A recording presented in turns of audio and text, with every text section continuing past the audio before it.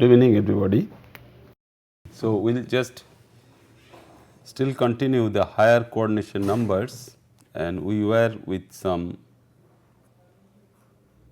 octahedral geometry, and there we are just talking about the two types of distortions. One is tetragonal distortion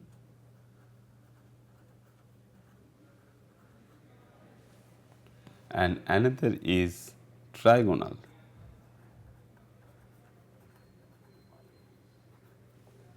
So, in case of tetragonal distortion, what we see that we are focusing our attention on a tetragon, that means the plane which is the square plane, which contains 4 ligands and 2 other ligands in the octahedral situation. One is above the square plane, another is below the square plane. But when we talk in terms of the trigonal distortion, we will be focusing our attention on the corresponding trigonal planes, because one particular octahedron can have 4 such corresponding tetragonal planes. They are mostly in 3 directions along the 3 Cartesian axes x, y and z. So, we can have both the elongation and compression along the tetragonal axis, along x, along y and along z. So, we can have elongation as well as compression along x, elongation and compression along y and elongation and compression along z. Similarly, in a particular octahedron we can have 8 such trigonal faces, and along these trigonal faces, which we will consider along the axis which we will consider as the C3 axis.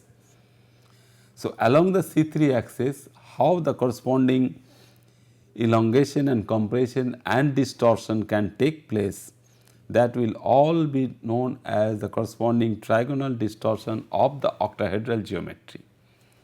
And in this particular case, when we are focusing our attention on the C4 axis perpendicular to the plane of the square planes, we will call him then as tetragonal distortions. So, in this part of this lecture of this coordination number 4, we will see that this already we have seen that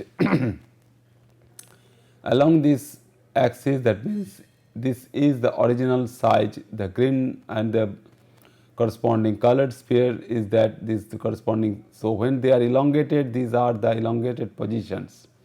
So, this is the original position basically. So, this is the original octahedron. When they are compressed along these 2 directions.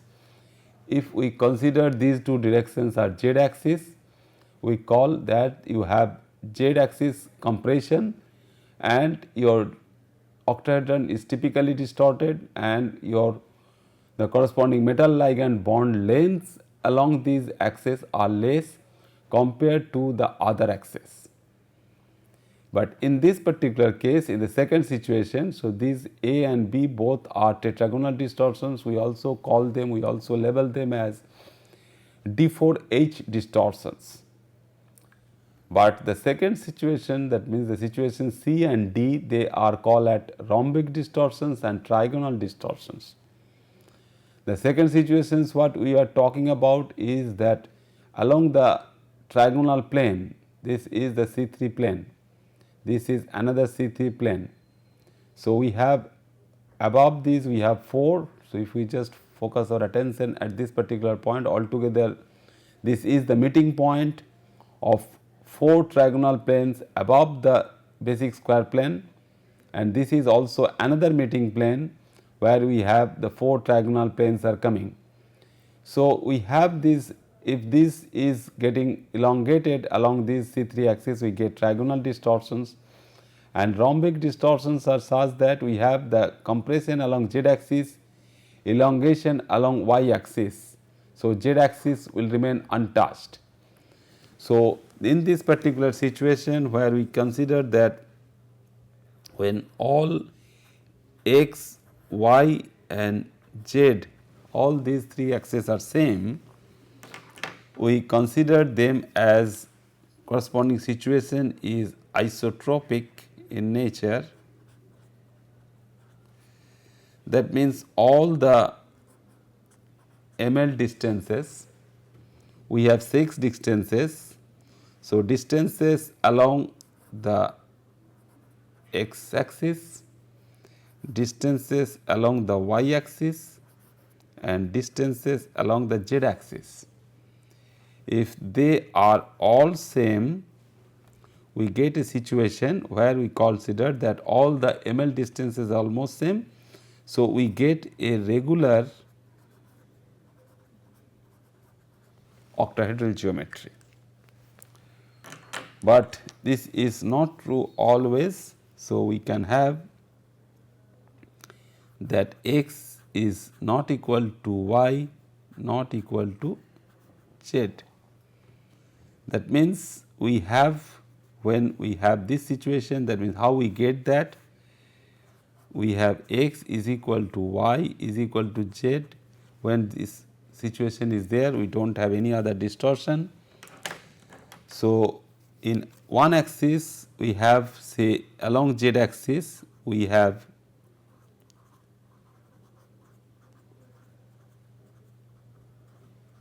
compression, along x axis we have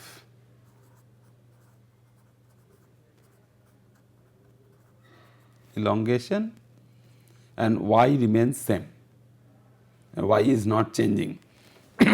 As a result, what happens that x is not equal to y and y is not equal to z, we get rhombic distortion, and this distortion is known as D2H distortion. The symmetry level is D2H, and we consider this distortion as D2H distortion. So, this is the situation where we have the D2H distortion in figure C. So, if we have the distortion along the trigonal axis, we get the corresponding complexes which are not octahedral in geometry. We get a corresponding trigonal prismatic complexes, and this type of complexes are really not found very much in number. They are rare and mostly found in solid molybdenum sulfide and tungsten sulfides.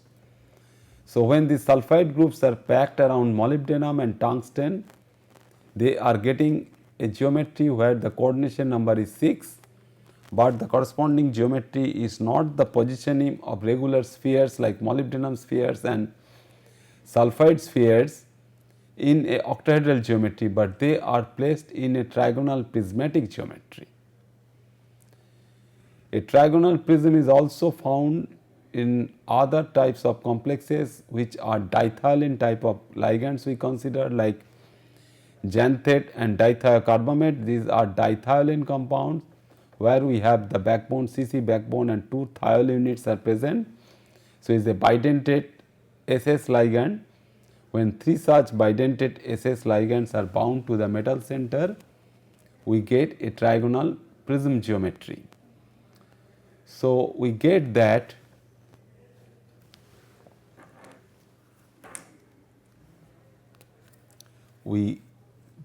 situation where we have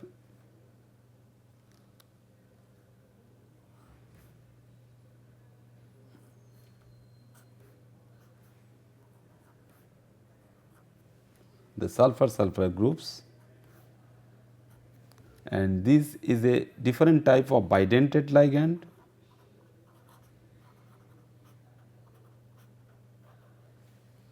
And this bidentate geometry, when it is bound to the metal center, we get in this form, where we find that this sulfur is there and this sulfur is there, this is there. So, if we just consider the top plane, so top plane is like this. So, this is a trigonal plane and the bottom plane is also a trigonal plane. So, this is the first bidentate ligand, this is the second bidentate ligand and this is the third bidentate ligand. So, overall the geometry is like this and we should also be able to draw it nicely, like drawing of the octahedron. This is the trigonal prismatic structure and we have the metal inside, and which is completely different from the octahedral geometry.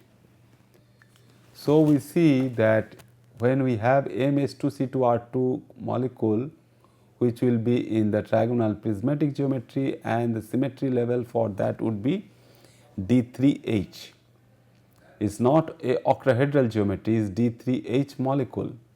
So, this is one trigonal face and this is the other trigonal face at the bottom, and 4 other are square plane. So, 3 of these ligands over here and 3 other ligands on these other 3 coordinates. So, few more examples of these are of this type, where zirconium 4, hafnium 4 of this group and molybdenum in group 6, molybdenum 6 and tungsten 6. This we are discussing about the MOS2 and WS2 molecule. So, we have trigonal prismatic environment where molybdenum is surrounded by 6 sulfur groups. Here tungsten is also surrounded by 6 sulfur groups. Similarly, here also the methyl groups are there which are small there. So, metal methyl, so metal carbon bonds are there. So, metal methyl groups are there and 6 such methyl groups surrounding hafnium and 6 methyl groups surrounding the zirconium, also giving rise to trigonal prismatic complexes.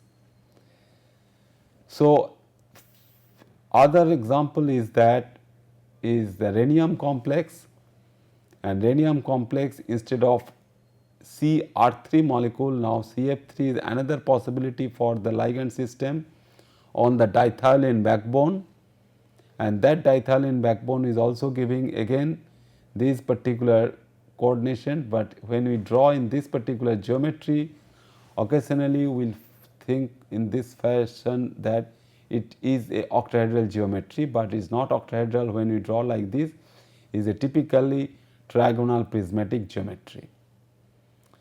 Similarly, again another malonitrile trifluoromethyl diethylate of rhenium compound is that tris compound of this one. In another geometry is this when we showing the corresponding trigonal prismatic geometry. So, trigonal prism, this is the corresponding trigonal prism, and when the trigonal prismatic geometry is available and the binding of these 3 ligands are like this, we get the corresponding compound in this particular geometry.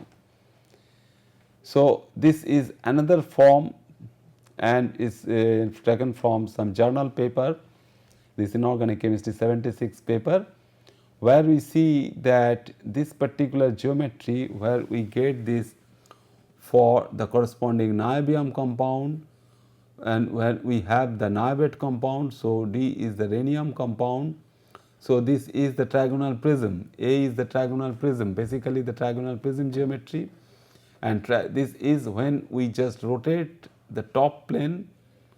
When we rotate the top plane or we rotate the bottom plane clockwise or anti-clockwise, we get the corresponding trigonal antiprism geometry. So, trigonal antiprism geometry is the corresponding octahedral geometry.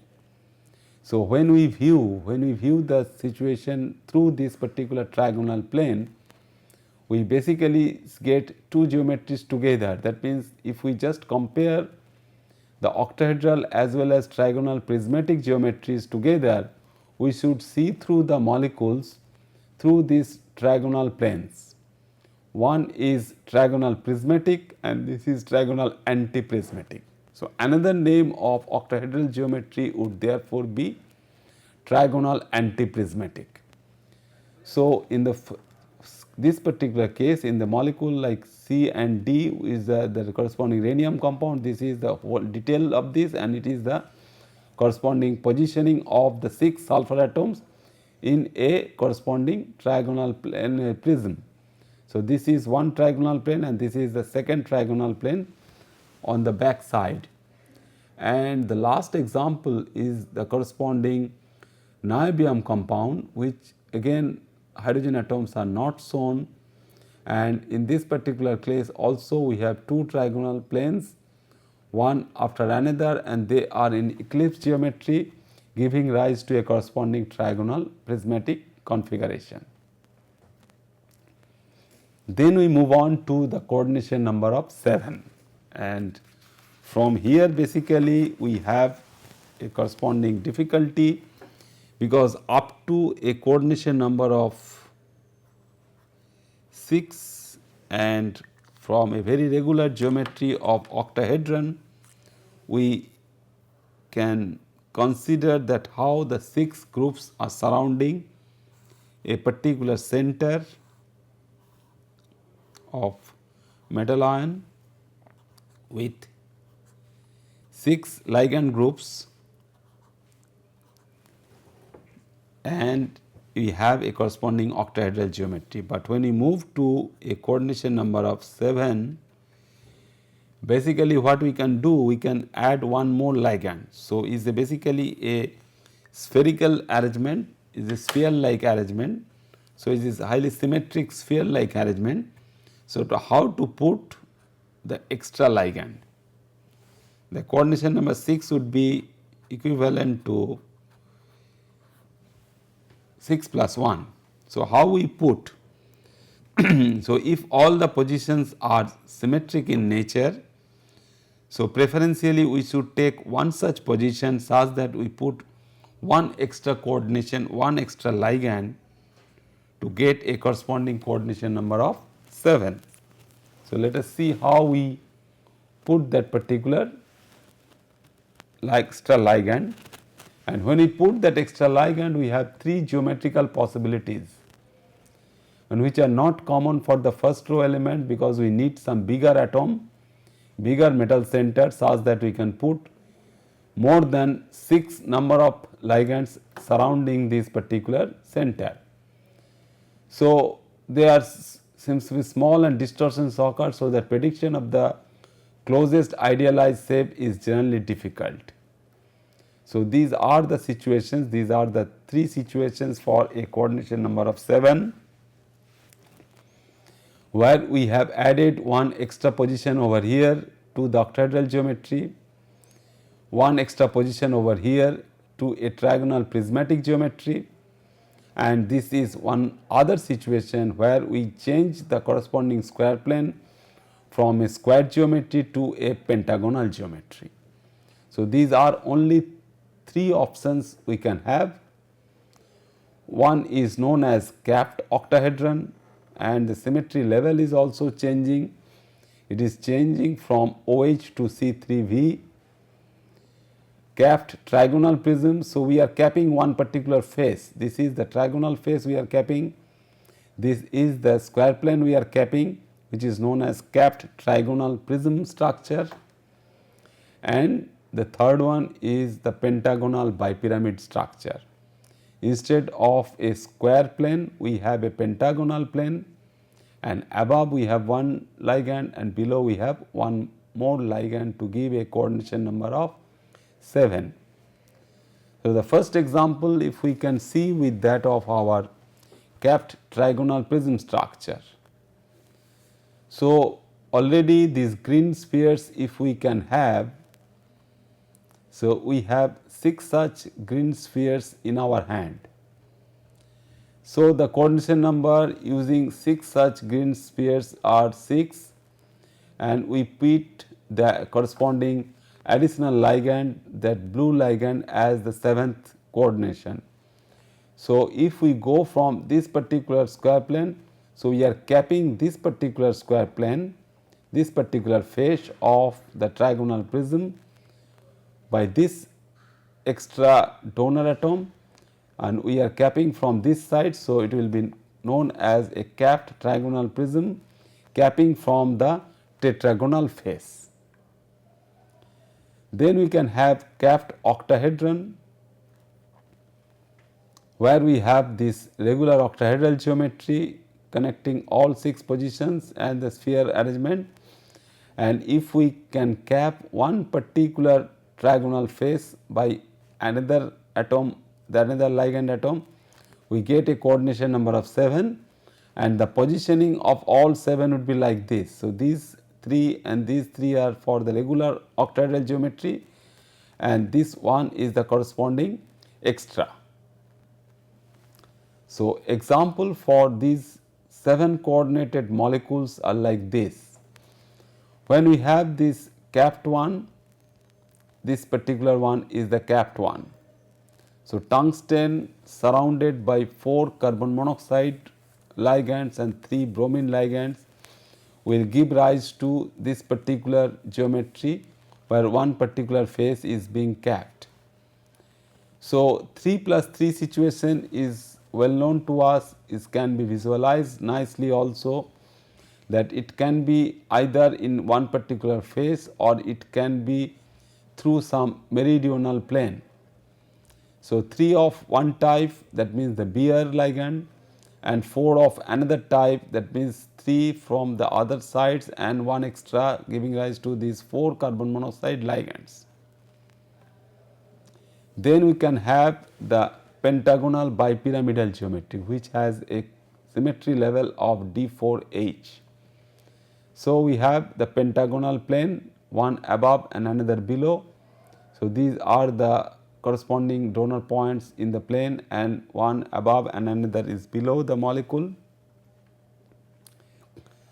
So, this is one particular situation where we can have this, where we have one particular plane is occupied by 2 such ligands of these. So, they are of same ligand, which is a tridentate ligand, nitrogen phosphorus bearing NP2 type ligand, is a tridentate NP2 type of ligand.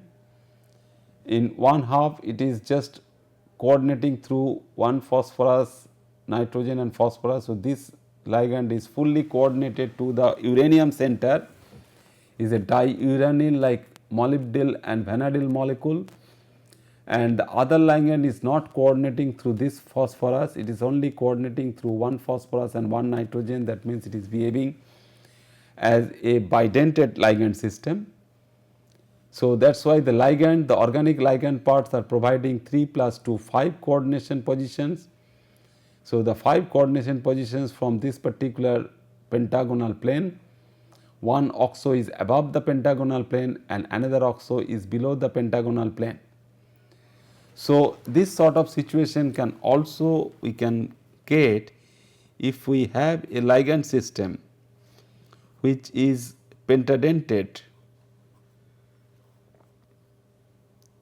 deriving from 2,6-diacetyl pyridine. So, this is 2,6-diacetyl pyridine. So, when 2,6-diacetyl pyridine is condensed through some Schiff base condensation reaction with triethylene tetramine,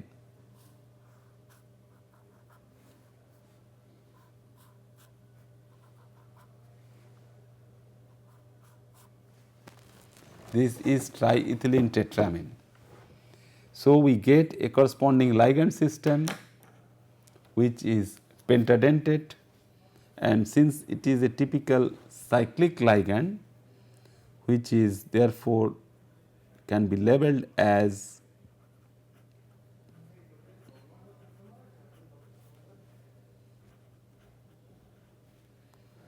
pentadentate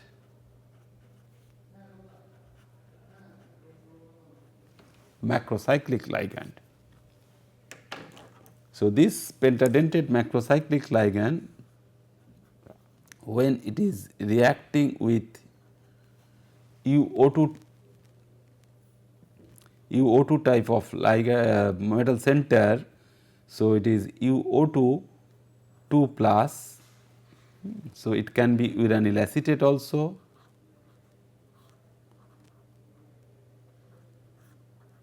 uranyl acetate is a well known starting material we use in the laboratory also. So, when it is reacting with UO2, so we have basically the ligand system is N5 pentadentate macrocyclic, which can bind to the metal center through 5 nitrogen atoms. So, now we see that how this particular pentadentate macrocyclic ligand looks like. So, it will be this nitrogen, it will be the second nitrogen, this will be the third nitrogen, fourth nitrogen and the fifth nitrogen. So, basically what we get from here is a situation where we have a pentagonal arrangement. So, if our uranium is coordinating over here, so we get 5 bonds from one plane and this double bond is here and another double bond above and below the pentagonal plane. So, we get a pentagonal bipyramidal geometry where symmetry level would be D5H. So, we get also a macrocyclic ligand where the restrictions are there for this geometry. This is also another type of ligand system where we have restricted our thing is that we have 5 donor atoms in one particular plane, and if it is in iron center, so one will be bound above the plane, another will be bound to the below the plane. If they are thiocyanate, so this is also a thiocyanate complex using a macrocyclic ligand similar to that what we have just shown. And another is that heptafluoroniobate compound. Heptafluoroniobate compound is also a capped trigonal prism structure. So, this capped trigonal prism structure we have to accommodate 7 fluorine ligands surrounding this niobium. So, this is one particular form. Then we have what we have shown just now is the corresponding geometry for the capped corresponding capped trigonal prism structure for tungsten CO4 Br3. So, Br3 in one particular phase, one trigonal phase we have the Br3 units, in another trigonal phase we have 3 corresponding 3 CO units, and one is above this particular phase, that means it is capping. So, this is this particular structure where we have the capping CO is at the top. So, this capping CO will be here. So, below we have 3 Br and another case we have 3 CO, still we have the 4th CO from this particular phase, though we have some steric crowding. So, we now move on to a coordination number of 8. Above 7 we are just moving to a coordination number of 8. And again in this particular case we have 4 possibilities,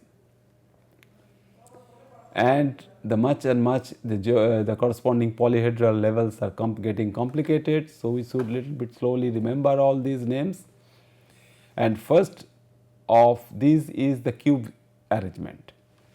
So, whatever we are just now discussing about the octahedral geometry, which can be derived from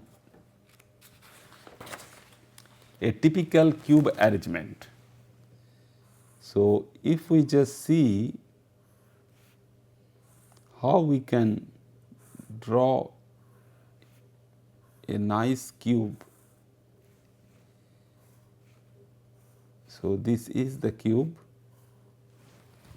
So, how we can derive a octahedral geometry out of a cube, because we are talking a corresponding coordination number of 6.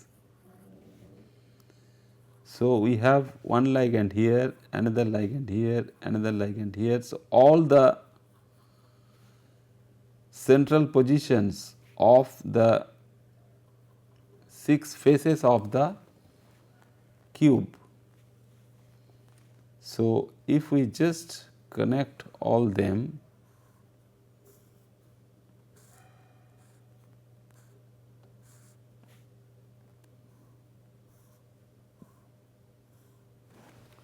we get a nice octahedron. So, this is the octahedron what we can have within the corresponding cube arrangement.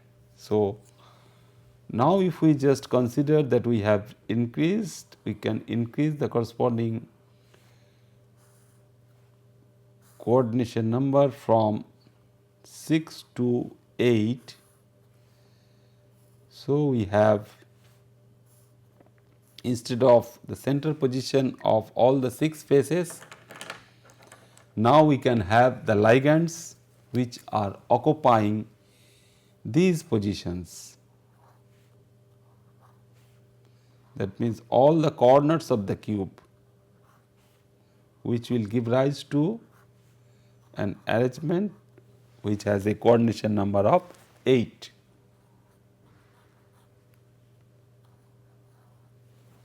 So, metal will be at the center. So, one such arrangement will be the cubic arrangement, and cubic field is their symmetry wise, which is same, which has a symmetry level of OH also. Then cube is the square prism, like that we are relating the octahedron with the trigonal prismatic structure, but if we go for a square antiprism structure, the symmetry level will be changed from OH to D4D. Then we have the dodecahedron geometry, which has a D2D level and hexagonal bipyramid like that of our pentagonal bipyramid. The pentagonal bipyramid just now we have seen. Similarly, if the plane you have is the hexagonal one, then above we have one point and below we have another point, we get a hexagonal bipyramidal geometry of coordination number 8 with a symmetry level of D4H. So, these are the situations.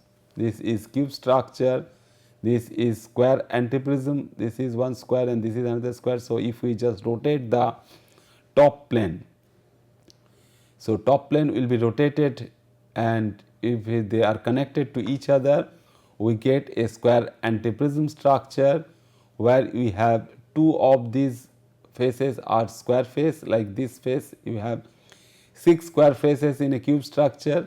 Here we have 2 of these are square faces, but others are 1, 2, 3, 4, 5, 6 of them are corresponding trigonal faces. So, 6 plus 2 again 8 faces, but our face number is also changing when we move from cube to a square antiprism, and this is dodecahedral structures. So, we have the corresponding one structure there, we get this particular one. So, we have 4 at the top and 4 at the bottom, and we basically these 2 corners we distort. If we move these 2 corners upward and these 2 corners downward, we get this arrangement. So, distortion from a cube also give rise to a dodecahedral structure. So, some examples of this cube structure, how we see. So, these are the positions. So, these all 8 corner positions are occupied, we get the corresponding cube geometry. So, this is lanthanum BPY-O2 ligand, which are 4 in number, and we just get this particular compound in this form. So, 4 such ligands. So, 4 these ligands will occupy in surrounding lanthanum. So, we have the bidentate ligand here 1, here 2, then here 3, and then we have the 4th one. So, BPY bipyridine, when they are oxidized by hydrogen peroxide, we get BPY-O2 ligand. Similarly, the square antiprism geometry can be obtained nicely in this form, what we have seen just now in case of ZrOX whole 4, zirconium tetrakis oxalato. So, we have the corresponding geometry of this, which is square antiprism, and 4 such oxalato ligands. So, this is the first oxalate ligand, this is the second one, this is the third one, and this is the 4th one. So, we have at the top we have the square plane, at the bottom we have the another square plane. So, this is the top square plane, and here you have the bottom square plane, and where we see that the top square plane is occupied by one oxalate this side and another oxalate that side. Similarly, from the bottom side we have one oxalate this side and another oxalate this side, will give rise to the corresponding square antiprismatic geometry for ZrOx whole 4 molecule. Now we see the corresponding dodecahedral geometry. So, dodecahedron we have the coordination number of 8, but the corresponding faces we can have, this is the corresponding pentagon basically. So, this side we have 5, then another side we have 5, 10 plus 12. So, it has 12 faces. So, dodecahedron has 12 faces, the face number is basically changing, number of faces are getting changed, and unlike our square antiprismatic structure, this has no 4-membered rings, they are all 3-membered rings. So, you have the trigonal planes only, no tetragonal plane is there, that is why the number of planes have increased. So, you have the 12 faces present in the dodecahedral geometry. An example is molybdenum octacyanide complex. So, this particular molybdenum center is in +5 oxidation state, that is why we have a charge of 3 minus. It can be isolated as its corresponding ammonium salt or potassium salt or sodium salt, giving rise to a formula of K3 Na3 or NH4 whole 3.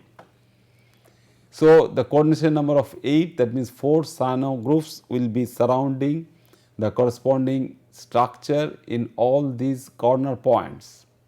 So, this is the corresponding structure. So, when we see the polyhedral structure, it is not always easy to visualize this particular geometry. So, at least this geometry is embedded within this polyhedral arrangement, and this geometry when we have, we can see this particular one. So, we can basically 3 plus 3 6 positions we are seeing over here. So, this 5 from this pentagonal part, this is the entire part, the outside, the periphery of this molecule is the pentagon. So, the pentagonal face is visible, then we have this one particular point. So, we have here also we have the pentagonal face and this is the other one. So, 5 plus 1 6 groups we see, 2 are back on the back side. So, this is the first one and this is the second one, these are also slightly visible, this is the one and this is the other one.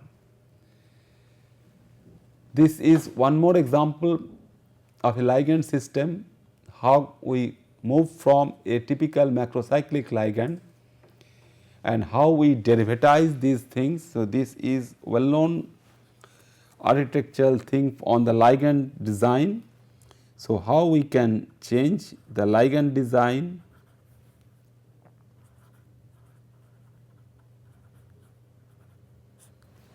The ligand design gives us some important clues in our hand, that we have seen that we can talk about ethylene diamine. This ethylene diamine is nothing but a bidentate ligand with a abbreviation of EN. It can go to ethylene diamine tetraacetic acid or all capital EDTA. So, when we are derivatizing this particular ligand, so the ligand denticity, this is bidentate.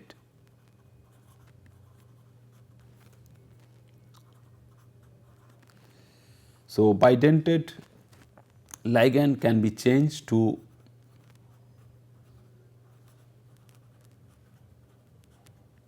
hexadentate. How?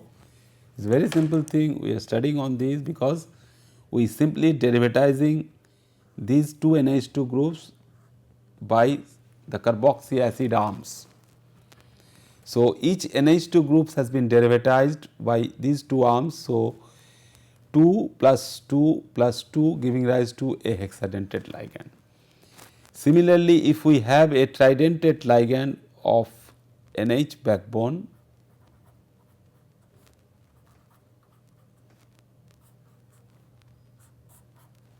which is taken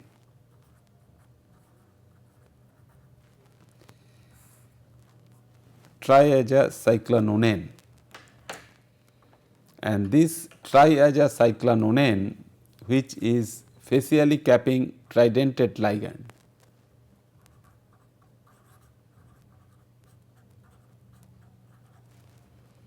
in the same way, if we can derivatize by substituting this NH group by one arm, another carboxy arm, because these arms are carboxy. Similarly, one arm from here, and we can put another arm from here. So, tridentate ligand can again be 3 plus 3 means hexadentate.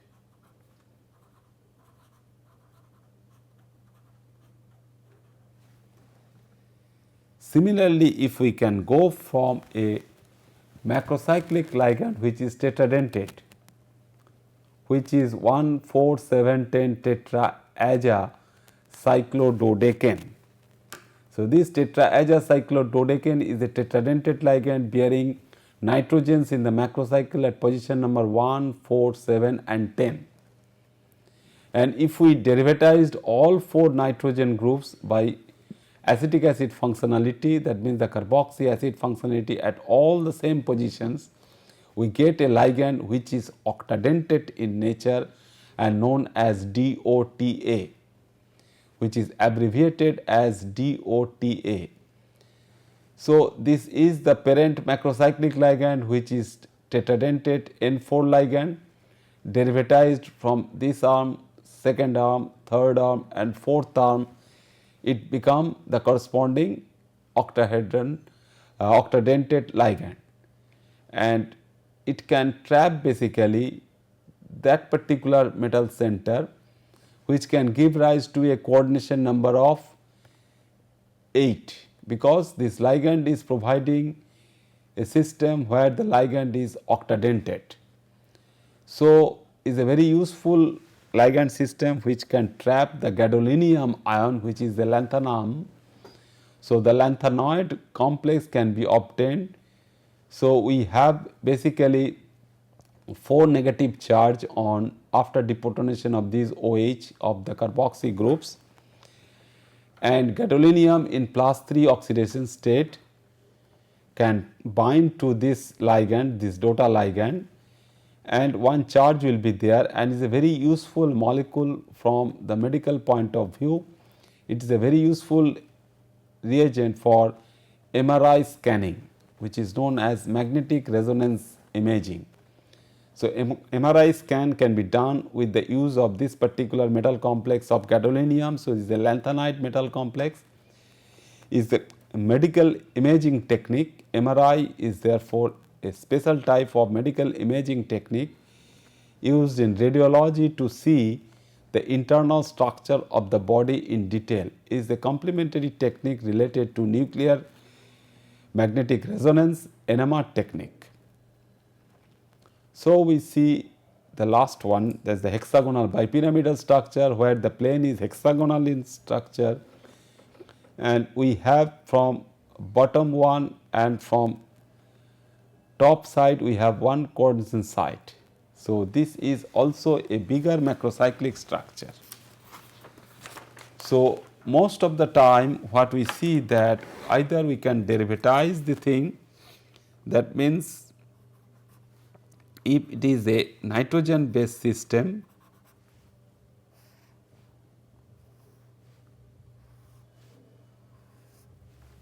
we can go for simple derivatization of these nitrogen positions, or we can just simply through some Schiff based condensation or some other type of tetrapyrrole type of condensation reactions, we can move from this is tetradentate ligand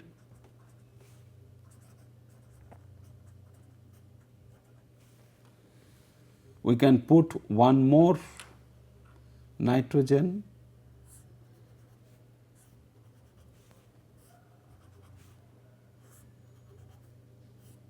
making it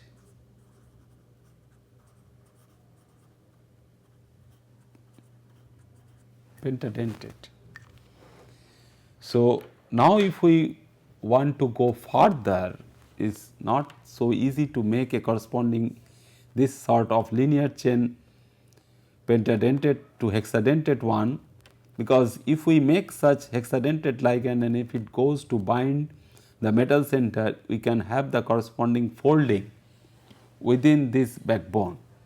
But if we can do something that to make the corresponding hexadentate one,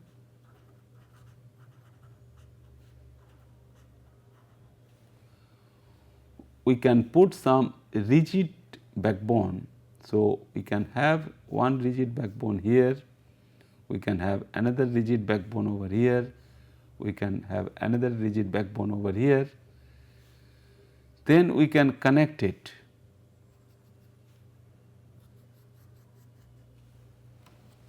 So, it can be a hexadentate ligand.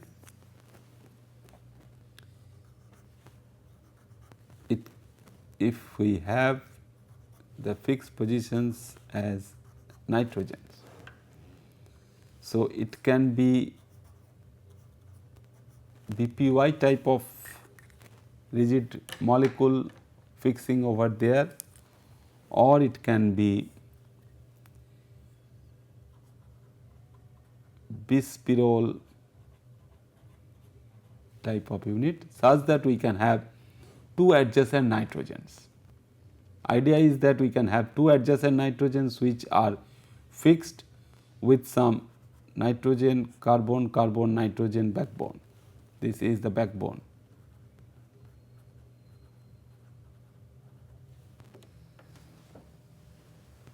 So, this would be the corresponding backbone, and that will give rise to some rigid structure. So, we have the hexadentate ligand which is rigid in structure. That means, when we put any metal center, obviously that would be a bigger one. It can be from actinide series,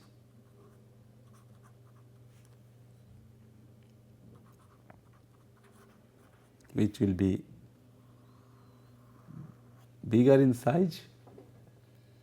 So, we have within this cavity of the hexadentate ligand, the metal ion will be sitting nicely over there, and we have one nitrogen backbone here, one nitrogen backbone here, and one nitrogen backbone here. So, we have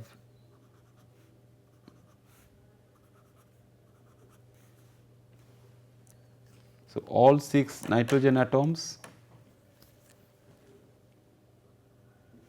which are connected. So, this basically gives us something which can be called as the coordination, because all nitrogen is showing coordination to the metal center. So, hexadentate, the structure is rigid also, rigid, and all the coordinations are taking place in a particular plane. So, hexadentate rigid in plane coordination.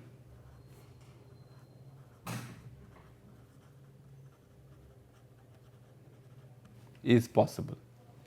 So, now if we can get one above this particular plane, so this is our corresponding rigid coordination, hexadentate rigid coordination through all these 6 nitrogen atoms of the bis pyrrole unit, and if we have the uranium oxo group above the plane and another below the plane, we get a corresponding hexagonal bipyramidal geometry, which is nicely achieved for a coordination number of 8. Then we have the coordination number of 9, which is 3-facet coordinate centered trigonal prism structure of D3H, and this is the face and this is the one other face, and if all the face centered trigonal prism is there, all the 3 faces, that means all the square faces, this is one square plane, this is another square and this is another square plane, all the 3 are capped, we get 6 plus 3 9 coordination, which is possible for rhenium hydrido compound, rhenium nonahydride compound, which is there and which can be going for the corresponding coordination of this. Rhenium is in the group of manganese. So, manganese, technetium and rhenium. This rhenium center is in +7 oxidation state, attaching to 9 hydride groups, giving an overall charge of 2 minus. So, this is the structure fitting with this particular capped trigonal prism. So, these complexes of higher coordination numbers are basically larger atoms and ions are participating, and they are mostly from F block, and they tend to form complexes with high coordination numbers. And this 9 coordination number is particularly important in the F block elements. If it is true with F block elements, that means the lanthanides or the actinides, it can also be true with the 5D elements. So, this is the 5D transition metal ion rhenium in that series, which can also give rise to a coordination number of 9 when the ligand is very small, which is hydride. The hydrido ligand can give rise to that situation. Then we have a coordination number of 10, which can, we have square antiprism we know now with a coordination number of 8, which can be bicapped, that means 2 of the faces can be capped to give rise to a corresponding bicapped square antiprismatic structure of symmetry level D4D. Similarly, if we can go 1 point further for a coordination number of 11, we can get a corresponding geometry where we have a trigonal prism structure where all faces are capped. The 9 we have seen that 4 square faces are capped, 3 square faces are capped. So, 6 plus 3 9 coordination number, then 2 other faces remaining which can also be capped to give a coordination number of 11. And lastly, we will see, because mostly we will just go most of the cases examples we can have for coordination number of up to 12. So, how we get a coordination number of 12, which is very difficult to visualize sometime, and one well known example is there in our hand, which is the corresponding compound of cerium. Cerium, which is a lanthanide,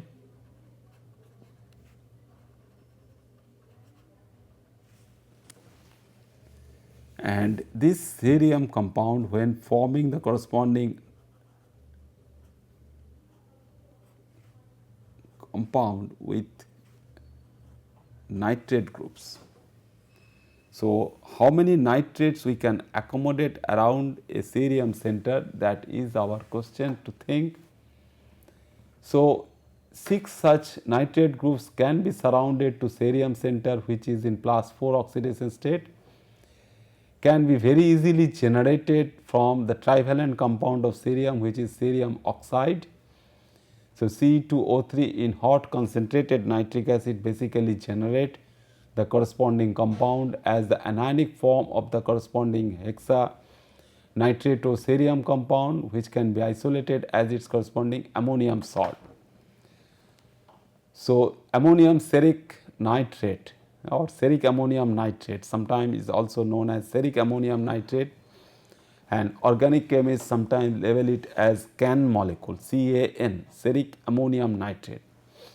Is a beautiful red colored compound, red powder compound, which is shown here on a petri dish, and this red colored compound can be obtained by this way, and this ammonium salt is also looks like this. So, ammonium salt can be isolated like this, and in this particular case we have a corresponding coordination number of this 12.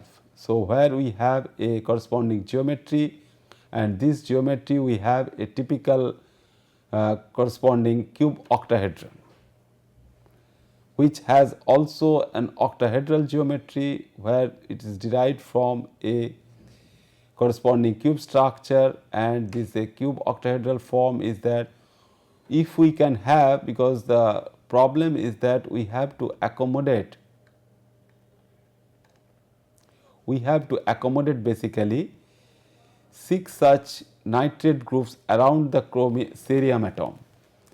So, basic idea for getting that cube octahedron geometry is very simple, that we all know that accommodating 6 ligands around a metal center is through the octahedral points. That means, if we can draw the 6 octahedral points around the cerium center, we get a octahedral geometry which is facing towards nitrogen of the nitrate, but here the nitrogen is not making the bond, this nitrogen. So, all the center, that means these nitrogens facing towards the central cerium is in octahedral geometry. So, they are in octahedral geometry, but they are not forming any cerium nitrogen bond, they are forming cerium oxygen bond. So, these two adjacent oxygen atoms of one cerium group is forming new bonds with the cerium center, making 2 into 6 of such nitrate groups, making 12 bonds to the cerium center